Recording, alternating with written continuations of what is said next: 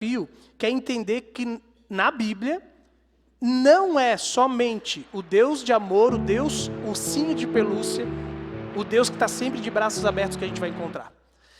E talvez o maior dos desafios é a gente hoje nessa palavra entender que o nosso relacionamento com Deus não pode ser ou Deus é amor ou Ele é um Deus irado. Mas que é possível sim nós lidarmos com um Deus que é amor e que tem a ira. Porque, por exemplo, quando nós olhamos a sua palavra, eu vou ler alguns versículos rapidamente aqui, João capítulo 5, versículo 28, até o versículo 29 diz: não fiquem admirados com isto, pois está chegando a hora em que todos os que estiverem nos túmulos ouvirão a sua voz e sairão. Os que fizeram o bem ressuscitarão para a vida, e os que fizeram o mal ressuscitarão para serem condenados. Então, não fiquem admirados, é a palavra de Deus, olhando para o próprio Jesus falando, porque está chegando a hora em que vai haver um julgamento. Então, o nosso Deus, Ele é um Deus que lida com seriedade com aquelas pessoas que pecam. O outro texto, Mateus 12, Jesus, de novo, aquele que conhece com profundidade o Pai, ele diz: mas eu lhes digo que no dia do juízo, os homens haverão de dar conta de todas as palavras inúteis que tiverem falado. Pois por suas palavras vocês serão absolvidos, e por suas palavras vocês serão condenados. Dia do juízo. Dia do juízo. Jesus fala que o Deus que abre os braços para nos acolher, Ele também vai ter um dia de julgamento para todos nós. Outro texto que Jesus fala sobre Deus, ele diz assim, Mateus 15, 27, pois o Filho do Homem virá na sua glória, virá na glória de seu Pai, com os seus anjos, e então recompensará a cada um de acordo com o que tenha feito. Então, não que aqui Jesus esteja falando de boas obras que salvam, mas ainda assim ele diz, Deus vai olhar para aquilo que a gente fez, com a liberdade que Ele nos dá, se nós nos rendemos ao seu reino, ou se nós andamos fora do seu reino. E Ele vai nos julgar, vai nos honrar ou não, de acordo com as nossas escolhas, com a nossa escolha. E ainda por último, João 3,36, e aqui eu destaco que é um texto onde nós gostamos muito do João 3,16. Porque Deus amou o mundo para que todo aquele que nele crê não pereça, mas tenha vida eterna. Mas no mesmo contexto onde é dito que Deus ama o mundo, no versículo 36, Jesus diz, quem crê no Filho que tem a vida eterna, já quem rejeita o Filho não verá a vida, mas a ira de Deus permanece sobre ele. Então o ponto-chave de hoje é, como assim? Como conciliar um Deus que é amor, que está de braços abertos, mas um Deus onde o próprio Filho de Deus, que fala com Deus chamando de paizinho, mas que Jesus também diz que Ele se ira contra os pecadores. Como conciliar a ideia de que quem não crê em Jesus, a ira de Deus não é somente na eternidade. Já hoje, a ira de Deus permanece sobre aqueles que não querem se render a Ele. Como assim? E é sobre isso que a gente quer entender hoje, porque, em primeiro lugar, quando nós vamos falar sobre como conciliar a ira e o amor de Deus, a gente tem que entender o seguinte, a ira e o amor de Deus, elas também são duas ideias que são concebidas, são influenciadas pela nossa cultura. Então, assim como ao longo dessa série de mensagens, eu estou sempre dizendo, a gente aprendeu alguns padrões a respeito de Deus, que, no fundo, a Bíblia não fala sobre isso. Quando a gente vai falar sobre amor e ira, no mundo, o conceito que há é amor e ira são coisas opostas. Não é possível alguém amar e ficar irado contra uma pessoa. O que é amor no nosso mundo? Basicamente, o conceito de amor é a mesma coisa que essa pessoa que está aqui, o nome dele eu não sei muito falar, mas Albrecht Ritschl, uma coisa assim. E o detalhe é, antes de eu ler o que ele fala sobre amor, ele é um teólogo, ele é um pastor.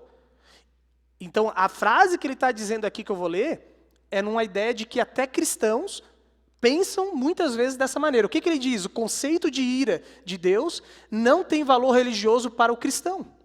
A ira é a consequência lógica da ausência de Deus e não a atitude de Deus em relação ao pecado e ao mal.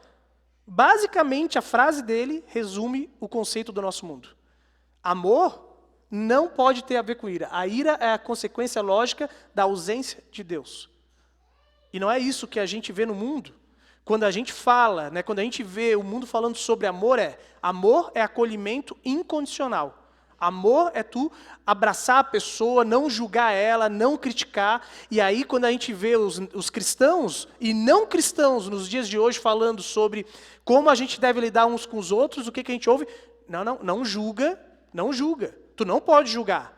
Quem é tu para me julgar? Quem é tu para levantar o dedo contra mim? Quem é tu para me acusar de pecado? Quem é tu para me exortar? Porque o Deus da Bíblia, é isso que a gente ouve, é amor. O Deus é amor. É esse o conceito que está no nosso mundo. De que o amor e a ira não existem. Por outro lado, quando a gente vai olhar para a palavra de Deus, a palavra que mais marca o amor de Deus tem a ver com a palavra ágape. E que você já deve ter ouvido alguma vez ao longo da sua caminhada como cristão, dizendo que na Bíblia existem 3 palavras para expressar amor. Uma é a palavra filéu, outra é a palavra ágape e a outra é a palavra eros. Eros vem dessa ideia de erótico. Não erótico como a gente associa de algo promíscuo, mas de sexualidade. Então o amor eros na Bíblia aparece como essa ideia de relacionamento homem-mulher, desse relacionamento de paixão íntima, biológica. O amor filéu é o amor de amizade, entre amigos. E aí você, de acordo com os contextos onde vai estar na Bíblia, na maioria das Bíblias, traduções, não vai ter a diferença, só vai aparecer lá amor. Não vai estar lá amor filéu, amor ágape, amor eros. E aí é difícil, no primeiro momento, a gente entender do contexto, mas o amor ágape é o amor que, quando você ouve sobre Jesus, e esse Deus que nos ama, por exemplo, João 3,16, é o amor ágape. É um amor que se preocupa com o ser humano e ele não consegue deixar de fazer algo com a situação que o ser humano está passando. É o amor que olha para a gente e se compadece de nós naquilo que nós estamos vivendo. É um amor de entrega, assim como Cristo amou a igreja, façam isso vocês uns pelos outros. O amor que Paulo diz é o amor ágape. Assim como Jesus, ágape, amou a nós, vocês também se entreguem no mesmo estilo de amor ágape uns pelos outros. Mas o amor de Deus só existe quando a gente complementa com a ira de Deus. Amor e ira. Se por um lado o amor bíblico não tem a ver com o amor sentimental, porque o amor no nosso conceito também da nossa cultura é um amor que a paixão expressa essa ideia do que é amor e a gente perde o controle. Por outro lado, também a gente vai unir, ou melhor, a gente vai dizer que amor é oposto à ira, porque a gente tem a lógica de que sentimentos são irracionais. Eu perco o controle, então quando eu amo alguém, a minha paixão é tão grande que o amor me torna cego. Da mesma forma, qual é a ideia que a gente tem sobre ira? Ira é um sentimento ruim, que não vem de Deus, porque nós geralmente lidamos com a ira como, ou citamos a ira quando alguém perde o controle. O conceito do mundo, da nossa sociedade, a respeito de ira é, aquela pessoa está irada. Quando você fala de alguém irado, qual é a ideia que vem à mente? Aquela pessoa, quando se irou, ela pegou tudo, jogou tudo, quebrou tudo e xingou todo mundo. Isso é o significado de ira. Na nossa cultura, o que mais se aproxima de alguém que não perde o controle ele estava com raiva, ele estava irritado. Mas no nosso mundo, ira é perda de controle.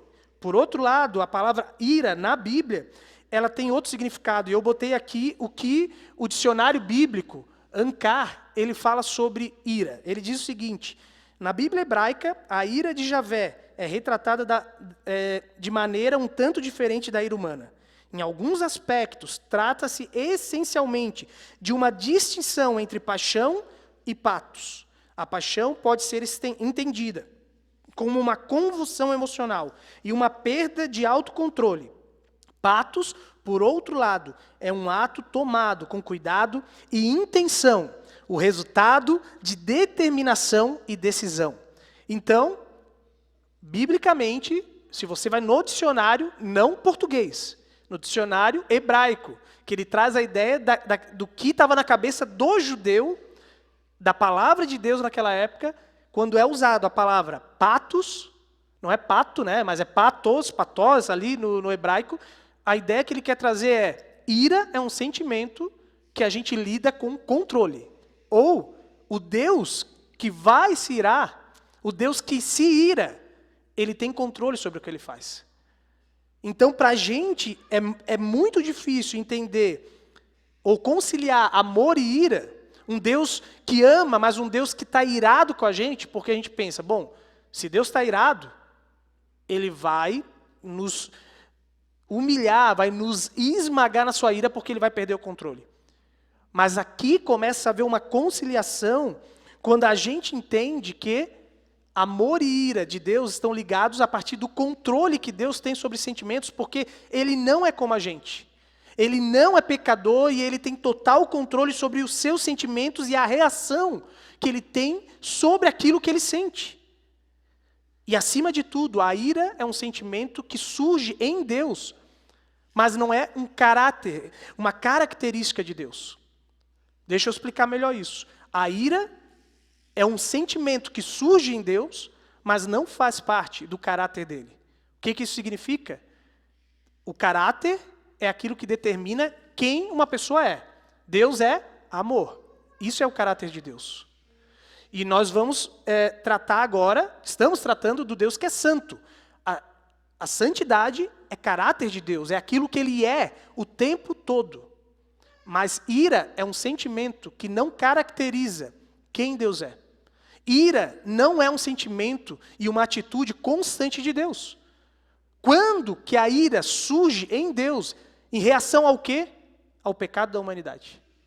É isso que a Bíblia vai apontar. A ira de Deus, ela surge e ela permanece contra todo pecado, toda injustiça, tudo aquilo que a humanidade faz longe de Deus, escolhendo não se render a Deus, escolhendo não ter um relacionamento com Ele, escolhendo que eu sei o que é melhor para mim e não Deus. E Deus fica irado, não somente porque nós não estamos querendo nos render a Ele, mas porque Ele nos ama de tal maneira, de tal forma que Ele diz, como é que eu não vou me irar com alguém que está destruindo a própria vida?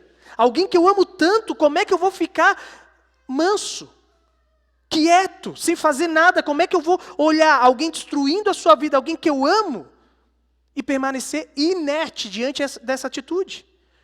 Por isso que eu botei esse tema como algo que a gente deveria trabalhar. Deus é santo. E quando a gente fala da santidade de Deus, nós lembramos que Jesus fala isso no Pai Nosso. Semana passada a gente conversou sobre isso. Jesus, quem é o Pai de Jesus? Ele diz, santificado seja o teu nome. O teu nome, o nome de Deus é santo. Que nós santifiquemos, honremos a Deus como alguém perfeito, não como nós somos. A ideia de santidade é alguém que é diferente de mim e de você.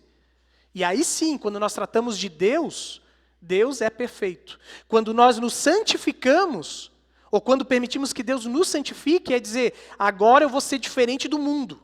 Eu vou ter padrões diferentes do mundo, e eu vou me tornar parecido com o Deus que é santo, que é perfeito. E aí a gente vê, por exemplo, Êxodo 15:11 dizendo, quem entre os deuses é semelhante a ti, Senhor? Quem é semelhante a ti? Majestoso em santidade, terrível em feitos gloriosos, autor de maravilhas. Quem é como Deus? Os autores bíblicos, desde o início, vão dizendo, não tem ninguém como Deus. A gente não pode comparar Deus com os seres humanos. Qualquer tentativa de dizer, Deus é parecido comigo e contigo, não chega nem perto. Ainda que a gente diga, tá, mas nós somos criados à imagem e semelhança de Deus, sim. E aquilo que sobrou da imagem e semelhança de Deus em nós, o pecado distorceu de modo profundo. Então, aquele resquício de semelhança com Deus, ainda assim está muito distante de a gente entender o maravilhoso Deus que nós temos. Está muito longe de eu olhar para a pessoa mais bonita na face da terra, quando tem esses concursos de beleza, e dizer, então Deus é parecido com essa pessoa que é a mais bonita. Ainda assim, a beleza de Deus física seria muito superior. Está muito distante de a gente pensar, essa pessoa que eu convivo, ela tem atitudes fantásticas. Ela é alguém que a gente tem prazer de estar perto dela. Ainda assim, seja a pessoa mais amável que você conhece, que sabe lidar com a ira de uma maneira fantástica. O amor e a ira de Deus são muito superiores àquilo que a gente conhece. Levítico 11, 44 diz, pois eu sou o Senhor, o Deus de vocês. Consagre-se e sejam santos. Por quê? Porque eu sou santo. O princípio básico eu citei também na abertura do culto, se Deus é perfeito, ninguém consegue estar na presença de Deus sem santidade. Deus não aceita pessoas impuras na sua presença. Deus não aceita pessoas que vivem deliberadamente longe dele, querendo buscar ele. Isaías 6:3, e clamavam uns aos outros, santo, santo, santo é o Senhor dos exércitos, a terra inteira está cheia da sua glória. De novo, ali está dizendo que os serafins, os anjos, na presença de Deus, o que eles fazem? Cantam, louvam a Deus, exaltando a Ele, dizendo, não há ninguém como tu, não há ninguém como tu, não há ninguém como tu. Não há ninguém como tu, tu és santo, tu és perfeito. Queridos, a santidade, ela é parte essencial de quem Deus é. Deus, ele não consegue não ser santo, Deus não consegue não ser perfeito. Deus não consegue, assim como nós, temos a liberdade de dizer, eu posso viver longe daquilo que é perfeito, eu posso ter atitudes que não agradam a Deus, eu posso fazer coisas que destroem a minha vida. Deus não consegue. E o que ele faz, então, com a ira dele? Porque eu estou falando sobre um Deus que ama, um Deus que é perfeito, e um Deus que não consegue conviver com o pecado. A ira não é quem Deus é, mas ela surge diante daquilo que aconteceu no mundo.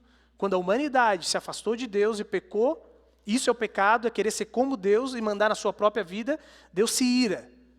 Se ira porque não era para isso que a gente foi criado. Não foi para isso que nós existimos.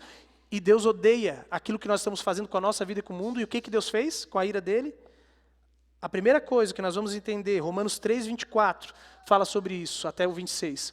Sendo justificados gratuitamente por sua graça, mediante a redenção que há em Cristo Jesus, a quem Deus apresentou como propiciação no seu sangue, mediante a fé, Deus fez isso para manifestar a sua justiça, por ter ele, na sua tolerância, deixado impunes os pecados anteriormente cometidos, tendo em vista a manifestação da sua justiça no tempo presente, a fim de que o próprio Deus seja justo e o justificador daquele que tem fé em Jesus.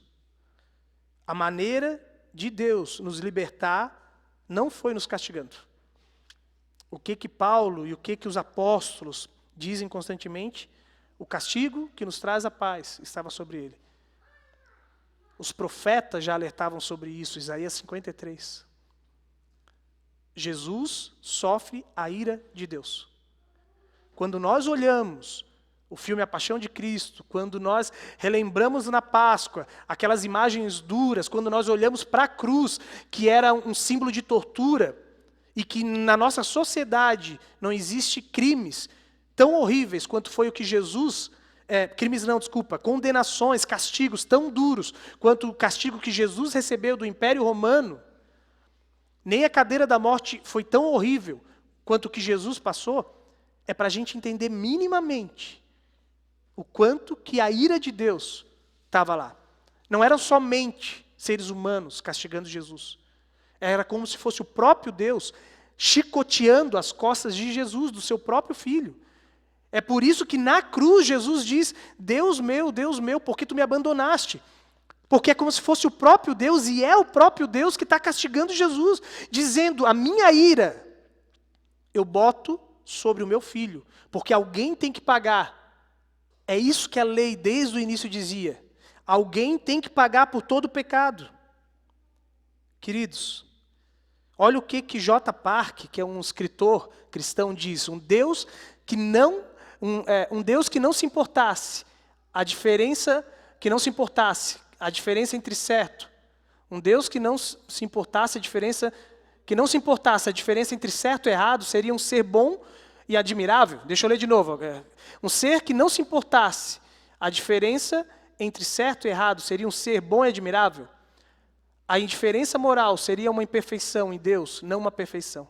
Então a ideia é, se o Deus que nós cremos, o Deus que está na Bíblia, para ele não fizesse diferença entre o certo e o errado, se não houvesse diferença moral, isso seria uma imperfeição de Deus. O Deus que não se ira contra o mal seria justamente um sinal de fraqueza de Deus.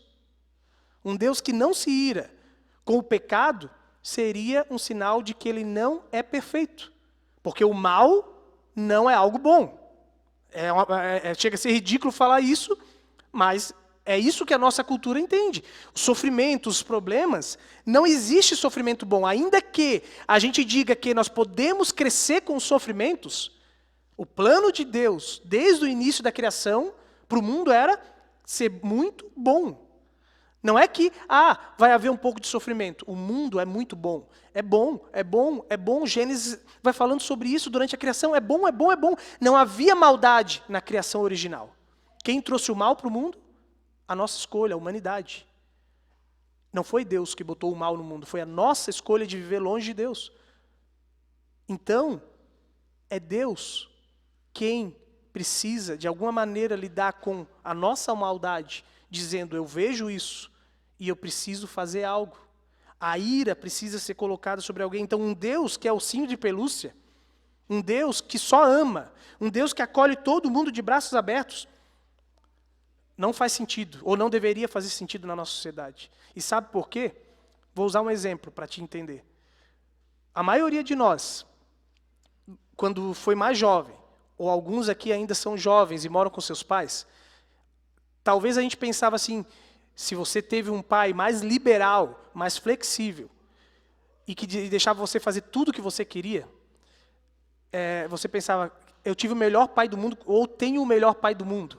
Porque quando eu quero ir para uma boate, ele me deixa ir, ele me deixa voltar a hora que eu bem entender. O meu pai, ele deixou eu fazer um monte de coisas erradas, ou não tão erradas, é porque eu queria estar na casa dos meus amigos, eu queria namorar, eu queria ter relação sexual, eu queria um monte de coisa. E meus pais deixavam, eles não foram chatos. Só que boa parte daqueles filhos que tiveram pais extremamente permissivos, liberais, quando se tornam adultos, a maioria vai dizer, eu gostaria de ter tido um pai que fosse um pouco mais duro comigo. Eu gostaria de ter tido um pai que talvez não me desse tudo de mão beijada e que talvez tivesse me ensinado a lidar com as finanças de uma maneira adequada. Que tivesse sido um pouquinho mais duro e me ensinado a guardar dinheiro, talvez, porque hoje eu sou alguém que não tem controle. Eu queria ter tido um pai que não arrumasse a bagunça que eu fazia na casa, porque hoje eu preciso ser um pouco mais organizado no meu emprego e talvez eu não sou tão organizado. Pais que são extremamente permissivos não são, de verdade, bons pais. Mais cedo ou mais tarde a gente se toca disso. Não quer dizer que pais que foram cruéis e batiam, humilhavam, torturavam muitas vezes, eram bons. Porque isso também não traz mudança. Castigo não muda ninguém, só faz você ter medo. Bater não muda ninguém. Porque na frente da pessoa, você vai ter medo, você vai cuidar, mas longe dela, você vai ter as atitudes que você gostaria de ter tido. Então, pais que eram extremamente rígidos, também não mudam um filho e não fazem ele ser um bom filho necessariamente.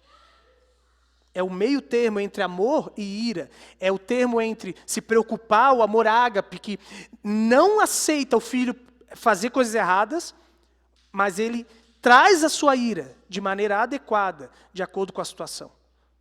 Ele faz o que precisa ser feito de uma maneira que venha trazer transformação, que venha trazer ensino. Então, hoje, os próprios seres humanos têm mostrado o quanto que há outras maneiras de ensinar os filhos a mudar atitudes sem precisar bater. E é tão, talvez, doloroso quanto se você batesse, ou até mais. Com técnicas psicológicas, porque Deus também nos criou com razão, com jeitos de articular e fazer as pessoas mudarem através de estratégias.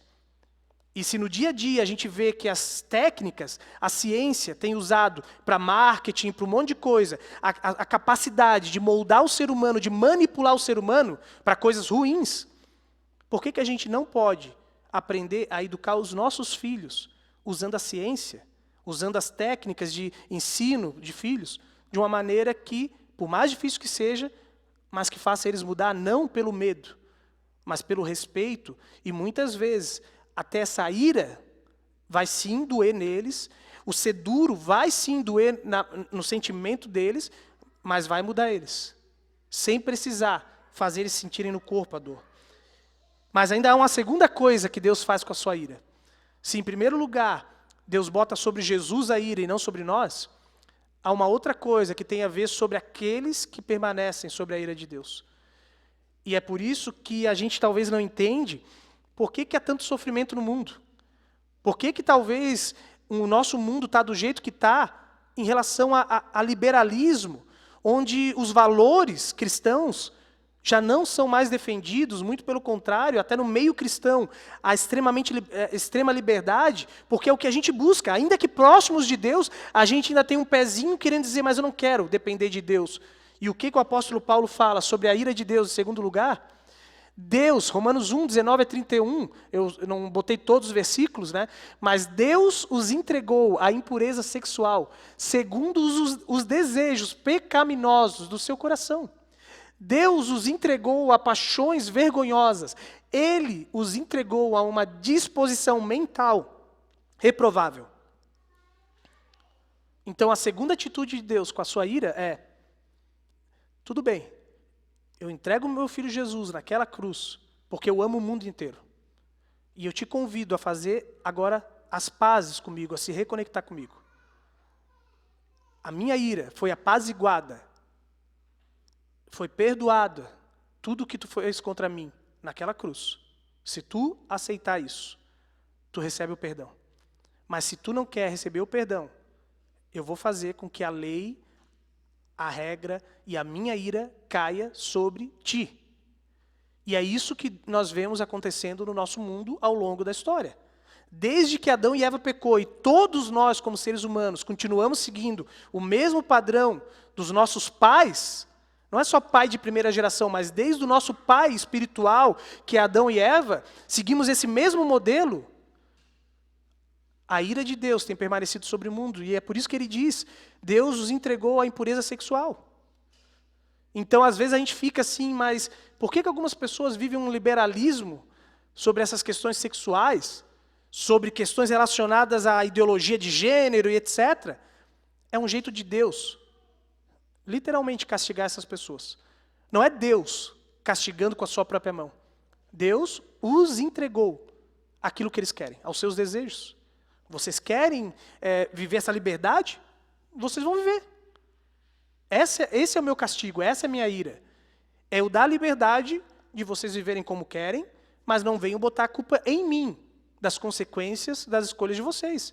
Querem viver de maneira homossexual, querem viver a cada dia tendo relação com uma pessoa, querem viver casando com uma pessoa hoje e separando 2, 3 dias depois, 1 mês depois, vivam. Se essa é a escolha de vocês, não terem um relacionamento compromissado com alguém, não querem essas coisas, vivam.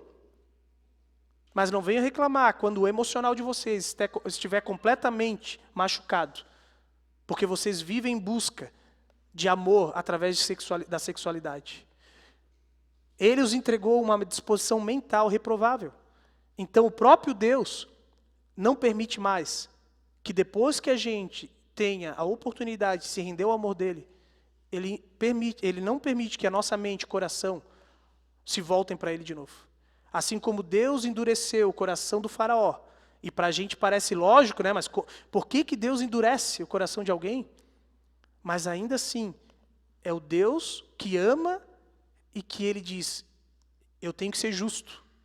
E justiça é fazer com que os pecadores paguem pela sua escolha. Começando aqui, nesse mundo, dizendo, querem viver do jeito, vão viver desse jeito que vocês escolheram. Mas a justiça de Deus é de tal forma em que, num dia determinado por Deus, no momento certo, Jesus vai voltar e ele vai restaurar todas as coisas a serem boas, perfeitas, agradáveis de novo. E a justiça de Deus é aqueles que não querem que o mundo seja bom, que não querem limites e que acham que isso é bom, vão ser retirados desse mundo.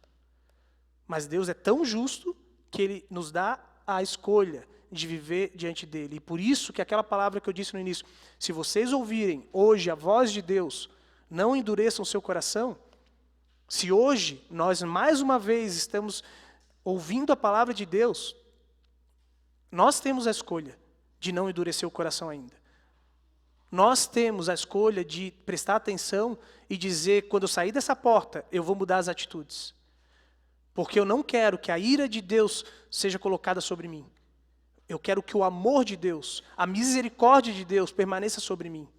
E eu sei que esse Deus que é santo, que é perfeito, não vai me castigar à medida que eu vivo dia após dia, diante dEle, diante da misericórdia dEle, do perdão dEle, confessando quem eu sou, me arrependendo dos meus pecados e sabendo que não são as minhas obras, mas que me justificam, que fazem eu merecer o amor de Deus, mas é o que Jesus fez na cruz.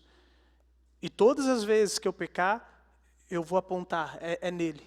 Lutero dizia, mais ou menos com essa ideia de que, eu estou parafraseando o que Lutero dizia, mas ele dizia mais ou menos assim, de que quando chegar finalmente o dia da volta de Cristo e o dia que eu tiver que entrar na eternidade, eu vou ir como um penduricalho, agarrado em Jesus. Porque é com Ele, é por causa de Jesus que eu vou entrar no céu. É por causa dele que eu vou ser salvo. Não são pelas minhas atitudes. Então é literalmente aquela pessoa que se agarra na perna e diz, se tu entrar, eu vou entrar. Eu não largo Jesus, porque eu não posso. Eu não consigo. Mas eu vou entrar contigo. Ou tu me leva junto, ou me leva junto. Porque tu pode entrar. Agora se livra de mim.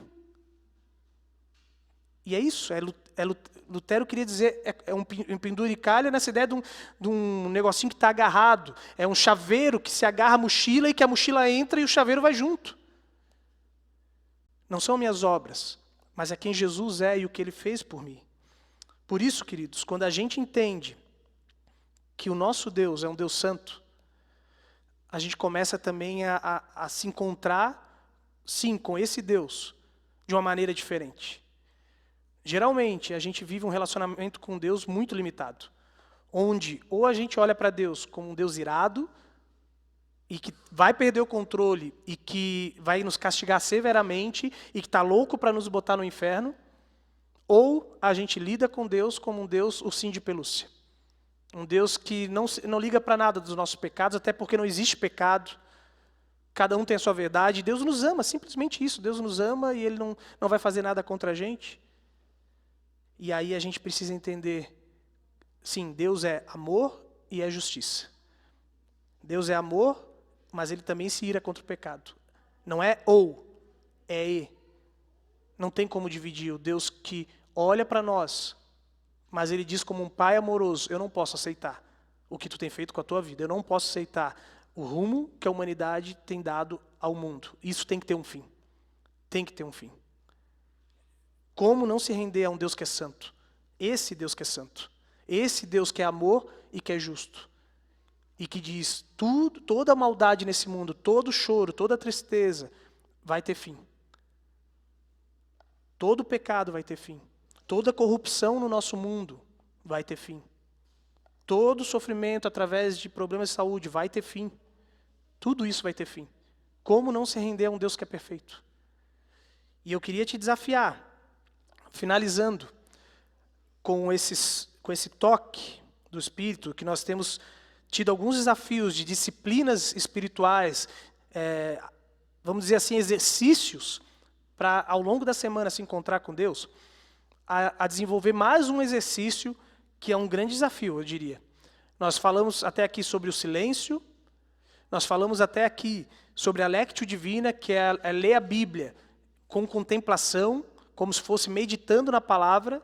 Nós falamos sobre a gratidão na semana passada, sobre aprender a achar motivos de gratidão, e aí a gente vê esse Deus que nos ama, que nos acolhe, assim por diante. Mas hoje eu queria te desafiar à disciplina da margem. E o que é margem? Margem, basicamente, é aquilo que, por exemplo, todo livro tem uma margem, as margens do livro. Essa margem é um espaço em branco, não tem nada descrito. Por que essas margens são importantes? Tanto por causa da impressão, quanto por questão de que se fosse tudo preenchido, ia se tornar difícil de fazer a leitura. Se cada partezinha até o final, ia ficar muito confuso. Por que as diagramações, né, são feitas diferentes, há margens brancas ali, para facilitar a leitura, para facilitar a compreensão. E a nossa vida precisa de margens, espaços em brancos. Achar espaço para que a gente busque a Deus. Quantas vezes a gente vive a nossa rotina sem deixar margens, espaços para Deus, para poder buscar a Deus? Quantas vezes a gente acorda 7 horas, 6 horas da manhã não, eu tenho que acordar, é rapidinho, já tenho que tomar café, tomar o meu banho, porque eu já tenho que sair para trabalhar. Sabe aquela coisa que tu não tem uma margem de tempo para poder buscar Deus? Não, de manhã não dá, mas depois do almoço também não dá. Não, antes do almoço também não dá, porque eu estou deixando 1 hora para o almoço. À noite também não dá, porque eu tenho isso, aquilo. E não sobra espaço para te buscar Deus. E o desafio é achar margens, espaços, para que você busque a Deus na tua agenda. Talvez você vai ter que acordar mais cedo.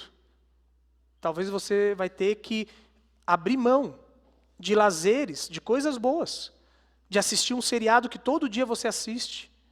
De fazer um exercício físico todos os dias, um tempo longo demais. Fazer mais enxuto, para que no final do dia, ou no meio da tarde, no final da tarde, no início da tarde, consiga ter um tempo com Deus. Talvez você vai ter que parar de almoçar 1 hora e almoçar 40 minutos e deixar 20 minutos pelo menos para Deus, para que você tenha espaço no almoço. Você vai ter que achar uma margem, um espaço para colocar Deus. Porque se você ficar esperando surgir espaço para Deus, você não vai conseguir. Na tua agenda, intencionalmente, a gente tem que achar esse espaço. Talvez pareça difícil, né? E para quem não tem esse hábito de organizar, mas eu busco, ainda que nem sempre eu cumpro rigidamente, na minha agenda, botar lá cada dia da semana e eu boto. De tal horário a tal horário, leitura. De tal horário a tal horário, devoção. E aí todos os dias eu replico aquilo ali. Tal horário a tal horário, trabalho, no escritório, não sei aonde. Tal horário a tal horário. Então, na minha rotina, ainda que nem sempre vai ser a mesma, mas eu tenho lá, todos os dias, esse é o momento de eu buscar a Deus. Se eu não conseguir buscar, por algum motivo que saiu do cronograma, é outra história.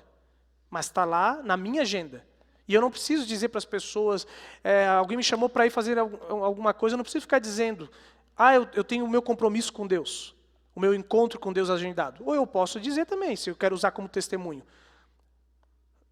E tenho coragem de usar. Mas eu posso talvez só dizer, se a pessoa vai insistir muito, não, isso aí tu faz outra hora. Eu posso dizer, não, eu tenho um compromisso. E há compromisso mais importante do que se encontrar com Deus? Aquele que pode matar a nossa sede de verdade, que pode nos fazer sentir amados. E quando nós somos plenamente amados, a gente pode ir para o mundo lá fora e ter o mundo inteiro contra nós. Ter um mundo inteiro que permanece sobre a ira de Deus, que tem sofrido a consequência da ira de Deus, e que se volta contra o amor de Deus, que traz ira também, mas ainda assim permanecer fiel a esse Deus. Quando eu tenho a margem diária para buscar a Deus, e várias margens, porque um livro ele tem margem em tudo que é canto. Não é só aquele espacinho do início do dia, são margens ao longo do dia, para que você possa ter a disciplina, talvez, de mais momentos buscar a Deus. Você vai ver o quanto que os teus encontros com Deus vão começar a ser mais profundos. O quanto que se deparar com a santidade de Deus através das Escrituras vai gerar transformação na tua vida, porque é impossível estar na presença de um Deus que é santo e não viver transformação.